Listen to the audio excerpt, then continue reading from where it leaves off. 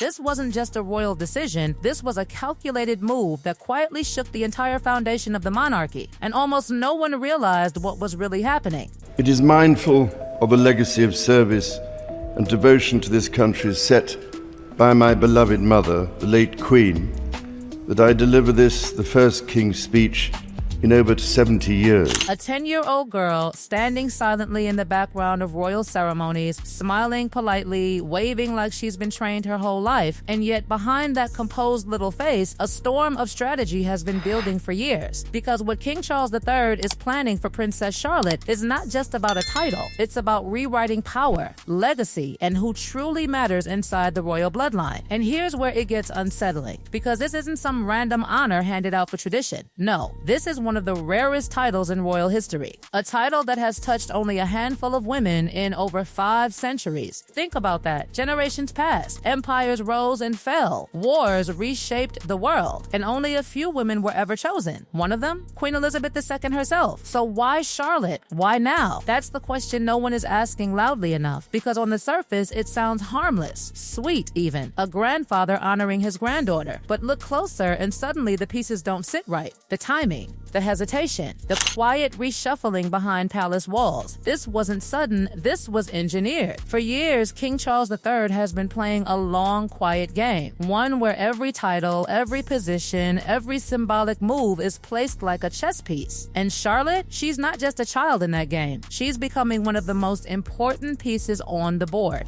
Because the title in question, the Duchess of Edinburgh, isn't just prestigious. It's powerful, historically heavy, emotionally loaded. It represents status, proximity to the crown, and something even deeper, trust. Only 4 women have ever held it. Let that sink in. 4. And each one carefully chosen, strategically placed, never accidental. So when whispers started spreading that Charlotte could become the 5th, it didn't feel like tradition. It felt like a signal that something inside the monarchy is shifting. But here's where the story takes a turn that most people completely missed, because originally that title wasn't even meant for her. After the death of Prince Philip, the expectation was almost automatic. Everyone, insiders, historians, even the public, assumed the title would pass to Prince Edward. It had been discussed for years, promised even, and then silence. Nothing happened. Days turned into months, months into years, and the title just sat there, untouched, suspended in royal limbo. Why? That's where things start to feel uncomfortable, because while the world waited, something else was happening behind the scenes. Conversations, calculations, quiet decisions that never made headlines. Rumors began to leak, small at first, easy to ignore, that King Charles III was considering Charlotte instead. And suddenly, everything changed, because this wasn't just skipping tradition, this was rewriting it. Imagine being Prince Edward, standing in the shadow of a title that was always expected to be yours, only to realize it might be redirected to a child who hasn't even stepped fully into royal duties yet. Tension? Of course, but the palace doesn't show tension. It hides it. So what did Charles do? He made a move so smooth, so calculated, that most people didn't even notice what had really happened. In March 2023, he gave Edward the title. Problem solved, right? Not exactly. Because there was a condition, a quiet clause buried beneath the announcement, one that changes everything.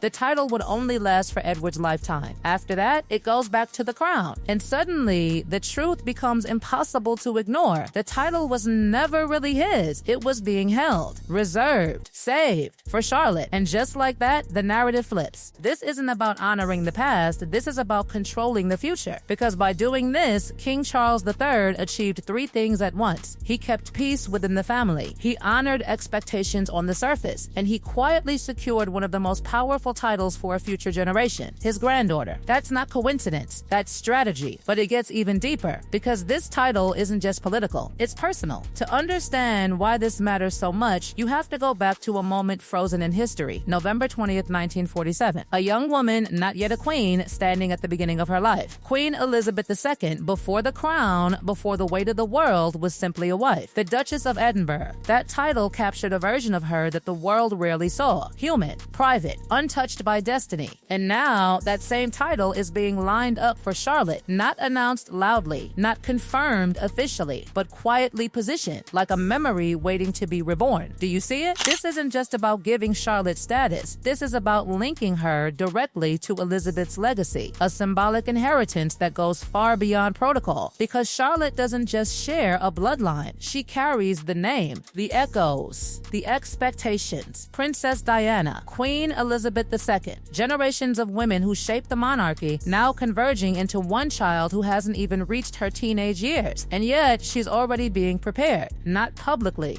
quietly, carefully. Because here's the truth no one wants to say out loud: Charlotte isn't being raised just to exist in the royal family. She's being positioned to define it. And if this title becomes hers one day, it won't just be a ceremonial moment. It will be the confirmation of something much bigger, a shift, a signal, a warning that the monarchy you think you understand is not the one being built behind closed doors. And the most unsettling part, this is only the beginning. And just when you think the story has reached its peak, it quietly opens another door, one that leads to something even more powerful, more exclusive, and far more revealing about what's really being planned for Princess Charlotte. Because the Duchess of Edinburgh title, that's only half the story. The real twist, the one that insiders barely whisper about, is another title waiting in the shadows. A title so rare, so controlled, that only a handful of people have ever held it across centuries. Princess Royal. And suddenly, everything you thought you understood about Charlotte's future begins to feel incomplete.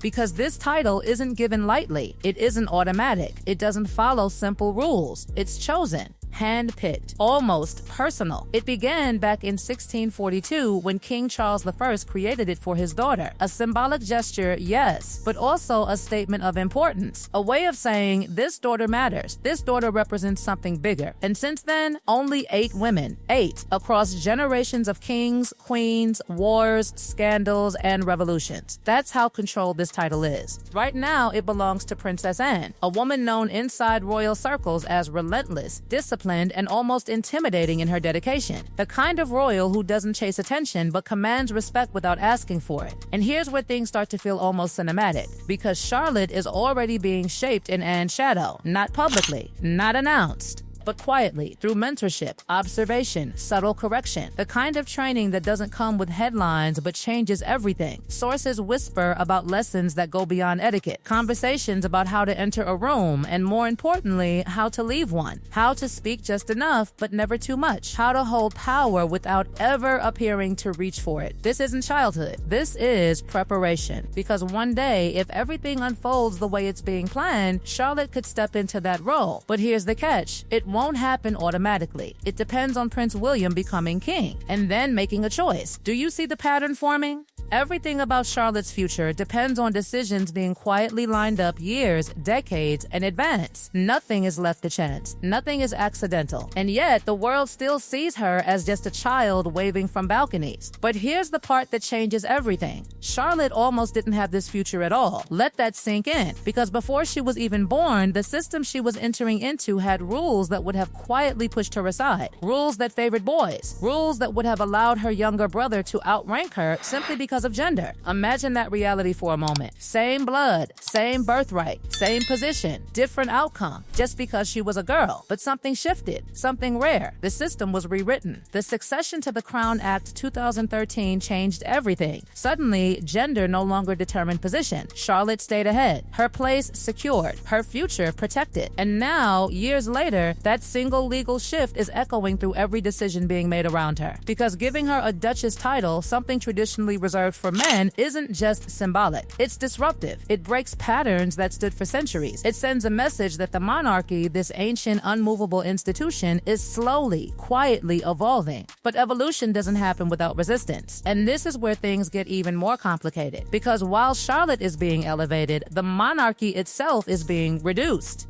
Yes, reduced. King Charles III has made it clear, though never loudly, that he doesn't want a bloated royal family. Too many titles, too many figures, too many people representing the crown without real purpose. He wants fewer faces, stronger roles, a tighter circle, and that means something uncomfortable. Not everyone fits into that future. So when Charlotte is given something as significant as the Edinburgh title, it's not just about her. It's about who doesn't get it. It's about redefining who matters and who quietly fades into the background, because in this new structure, titles aren't handed out to keep tradition alive. They're assigned to reinforce relevance, to strengthen the core, to ensure that when people look at the monarchy, they see a focused, controlled, carefully curated image, not a scattered family tree of distant figures. And Charlotte, she's right at the center of that image. Third in line, young, charismatic, already capturing public attention without even trying. But here's what makes it unsettling. She doesn't just fit the future, she defines it. Because everything about her, the titles being prepared, the mentorship she's receiving, the symbolic connections to Queen Elizabeth II and Princess Diana, is building towards something much bigger than a ceremonial role. It's building toward influence, toward expectation, toward a position where she isn't just supporting the monarchy, she's shaping how it survives. And that raises a question that no one seems ready to answer. Is she being given opportunities or responsibilities she never chose? Because behind the polished smiles and perfect waves, there's a reality that's easy to ignore. She didn't ask for this. She didn't design this path, but it's being designed for her, piece by piece, title by title, decision by decision. And the world is watching it unfold like it's just another royal update, but it's not. This is long-term strategy playing out in real time. A monarchy quietly reinventing itself. A child quietly being prepared to carry that reinvention forward. And maybe the most chilling part of all is how seamlessly it's happening. No announcements,